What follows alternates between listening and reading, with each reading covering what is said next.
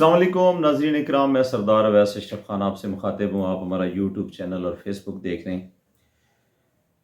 آج ہم بات کریں گے پاکستان تحریک انصاف کے لانگ مارچ کے اوپر،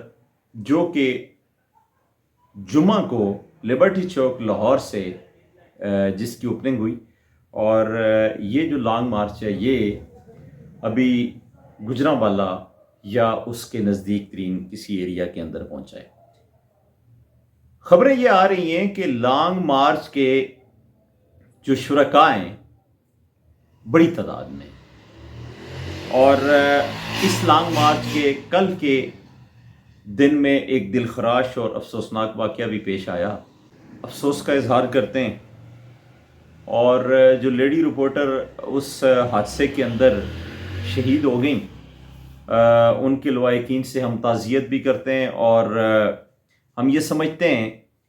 کہ وزیر اعظم نے جو 50 لاکھ روپیہ اور اسی طرح وزیر اعلیٰ پنجاب نے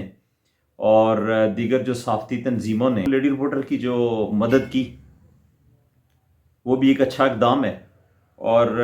ہم اس غم میں اس خاندان کے برابر کے شریک ہیں۔ لیکن یہ ہے کہ اگر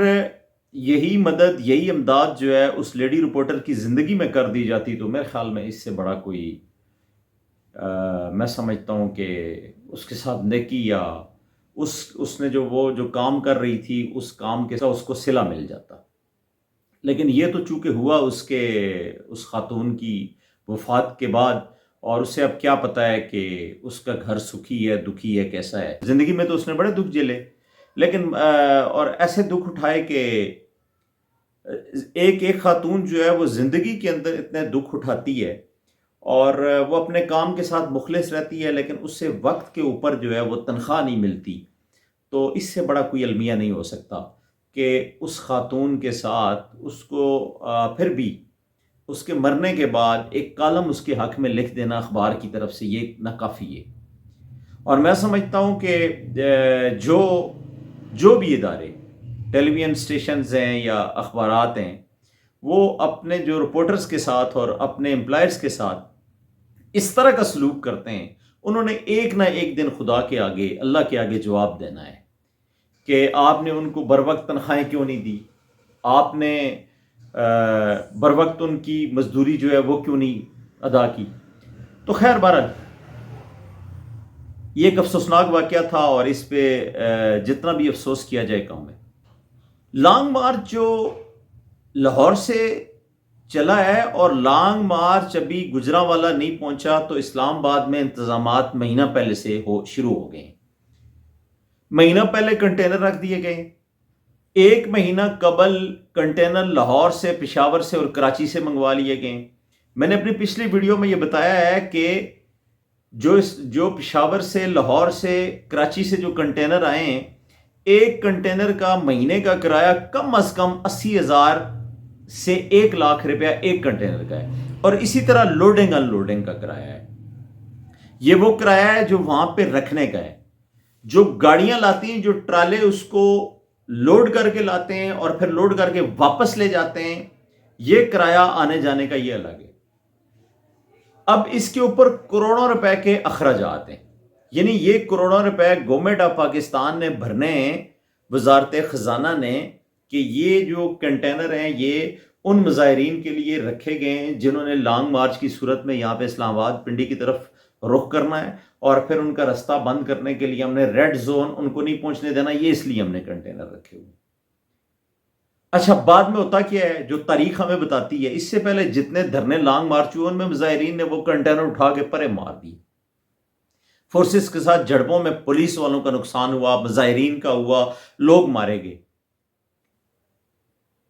جلاؤ گراؤ یہ الگ چیزیں، لیکن نقصان کس کا ہوا؟ پاکستان کا، پاکستانی عوام کا، پاکستانی حکومت کا، یعنی پاکستان کا، ملک پاکستان کا، ہمارے وطن کا۔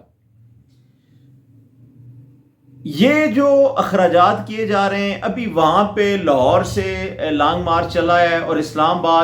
آباد کی حالت یہ ہے حکومت کی کہ حکومت نے ریڈ زون کا جو ایریا ہے اس کو بڑھا دیا ہے، پھیلا دیا ہے۔ اب ریڈ زون جو ہے وہ ہمارا 0 پوائنٹ تک پہنچ گیا ہے، یعنی آپ کا جو ریڈ زون ڈی چوک تک تھا وہ بڑھا کے اس کو پھیلا کے اس کا ایریا بڑھا کے تو 0 پوائنٹ تک کر دیا گیا. اب 0 پوائنٹ جو ہے آپ کا جو ریڈ زون ہے وہ 0 پوائنٹ سے شروع ہوگا.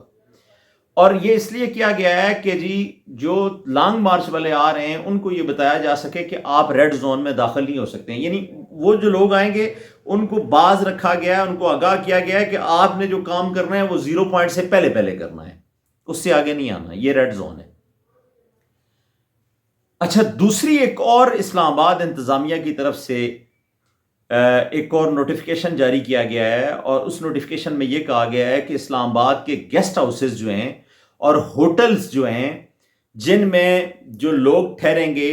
اگر کسی ہوٹل نے, کسی گیسٹ ہاؤس نے یا کسی بھی ایسے فلیٹ والے نے, مکان والے نے کسی ایسے بندے کو وہاں پہ رہائش دی جو بندہ لانگ مارچ کی صورت میں, مظاہرین کی صورت میں آیا ہوا, تو اس ہوٹل والے کے خلاف سخت قانونی کارروائی کی جائے گی. یعنی اس میں کارروائی یہ کی جائے گی کہ اس ہوٹل والے کے اوپر پرچے کاٹے جائیں گے, اس کو جیل کی ہوا کھانا پڑے گی. یعنی ایک ریسٹ ہاؤس سے جیل والے ریسٹ ہاؤس کی طرف اس کو جانا ہوگا. اب جو تاجران ہیں, میری تاجران تنظیموں سے بھی بات ہوئی ہے اور ان کے نمائندگان سے بھی بات ہوئی ہے, ان کا بھی یہ کہنا ہے کہ یہ کس قسم کا اطلاق ہے اور یہ کس قسم کا قانون ہے اور یہ کس قسم کی حرکتیں ہیں کہ جو کہ ہوٹلوں کے اندر لوگوں کو, یہ کون سا غیر جمہوری ملک ہے اور یہ کون سی آمریت ہے. اس میں تو مشرف والا جو دور ہے اس سے بھی زیادہ سختیاں جو ہیں وہ کی جا رہی ہیں. یعنی پرویز مشرف کا جب دور چل رہا تھا امریت والا, اس کے اندر بھی اتنی سختیاں نہیں تھیں صحافیوں کے اوپر, سیاسیوں کے اوپر, عام لوگوں کے اوپر جتنی کچھ آج سختی کی جا رہی ہے. رانا ثناء اللہ جو ہیں, جو وزیر داخلہ ہیں, انہوں نے یہ احکامات جاری کیے ہیں کہ کوئی بھی ہوٹل, کوئی بھی گیسٹ ہاؤس اگر اس طرح کے مظاہرین کو وہاں پہ ٹھہرائے گا, وہاں پہ رکھے گا, اس کا ذمہ دار خود ہوگا, اس کے خلاف قانونی کارروائی ہوگی. یہ نوٹیفیکیشن جاری ہو گیا ہے, اور اس کی وجہ سے اسلام آباد کے جو ہوٹلز اور گیسٹ ہاؤسز ہیں ان کا کاروبار بھی برے طریقے سے متاثر ہو رہا ہے. اب مجھے یہ بتائیں کہ ایک تو عوام کے کاروبار کا نقصان ہو رہا ہے, پھر دوسرا جب مظاہرین آئیں گے تو الٹیمیٹلی شہر جو ہے وہ بند ہوگا, دونوں شہر ٹوین سٹی جو ہیں وہ بند ہوں گے, اس سے بھی اربوں خربوں کا نقصان ہوگا. اسی طرح کنٹینر, پولیس, شیل, دیگر اور چیزیں جو بھی ڈپلائی کرنی ہیں, کہا یہ جا رہا ہے کہ وزارت خزانہ سے یہ جو گولہ بارود اور یہ سارے شیل وغیرہ اور دیگر چیزیں جو منگوائی گئی ہیں, اس کی بھی جو اخراجات ہیں وہ کروڑوں سے اوپر اس کا تخمینہ ہے, کئی کروڑوں سے اوپر. یعنی کئی کروڑ جو ہیں وزارت خزانہ نے لانگ مارچ شروع ہونے سے پہلے ہی ریلیز کر دیے ہیں. اور یہ اسی طرح کنٹینر کے, جس طرح میں نے ذکر کیا, تو یہ اربوں روپے کے اخراجات ہیں. تو حکومت اگر چاہے, اگر ان میں کوئی تھوڑی سی سمجھ بوجھ ہو, تو ان اخراجات کو, جہاں پہ مقروض ملک ہے ہمارا اور مہنگائی دن بدن بڑھتی جا رہی ہے اور پاکستان دن بدن مقروض ہوتا جا رہا ہے, اور پھر ہم یہ کہتے ہیں کہ یار یہ مقروض ملک ہے اور اس کی حالت بھی بڑی خطرے سے دوچار ہے, تو ایسے میں اس طرح کے اخراجات کرنا, فضول اخراجات کرنا, بھائی آنے دیں مظاہرین کو, کیا ہو جائے گا, اسلام آباد میں آ کے بیٹھ جائیں گے. ویسے بھی آپ روکیں گے بھی تو انہوں نے کون سا رکنا ہے, لیکن آپ کو چاہیے یہ کہ آپ ان کو آنے دیں, آپ ان کو فری ہینڈ دیں, دیکھتے ہیں وہ کتنی ایک تعداد لا سکتے ہیں. یہ بھی آزمائش کر لینا. لیکن ان کو یہ پتہ ہے کہ ان کی تعداد بہت زیادہ آنے والی ہے, چونکہ جو لوگ وہاں پہ جو ویڈیوز آ رہی ہیں یا جو خبریں آ رہی ہیں یا جو اطلاعات آ رہی ہیں کہ جی بہت بڑا ایک مجمع ہے جو کہ عمران خان کے کنٹینر کے ساتھ چل رہا ہے,